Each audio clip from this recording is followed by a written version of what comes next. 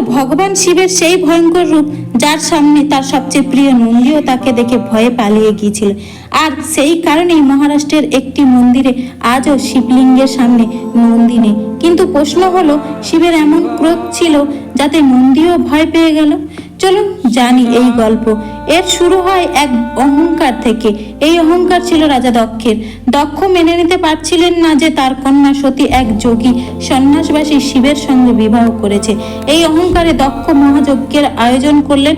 দেবতাদের আমন্ত্রণ জানানো হলো, আশীর্বাদ আহ্বান করা হলো, কিন্তু ইচ্ছাকৃতভাবে শিবকে আমন্ত্রণ জানানো হয়নি। সতী যখন এই কথা শুনলেন তখন তিনি নিয়ন্ত্রণ ছাড়াই যজ্ঞস্থলে পৌঁছালেন। সেখানে তার সামনেই দক্ষ শিবের ভয়ঙ্কর অপমান করলেন। স্বামীর সম্মানে আঘাত সইতে না পেরে সতী সেই যজ্ঞের আগুনে নিজের প্রাণ ত্যাগ করলেন। এই খবর যখন শিবের কাছে পৌঁছালো তখন তার শোক ক্রোধে পরিণত হলো, এমন এক ক্রোধ যা সৃষ্টিকে কাঁপিয়ে দিতে পারে।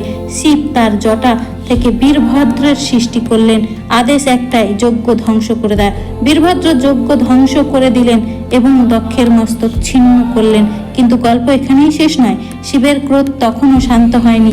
তিনি সতীর দেহ নিয়ে প্রলয়ঙ্কর তাণ্ডব শুরু করলেন।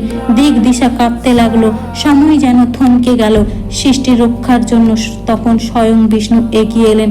তিনি শিবকে তার কর্তব্যের কথা স্মরণ করালেন। ধীরে ধীরে শিবের ক্রোধ শান্ত হলো।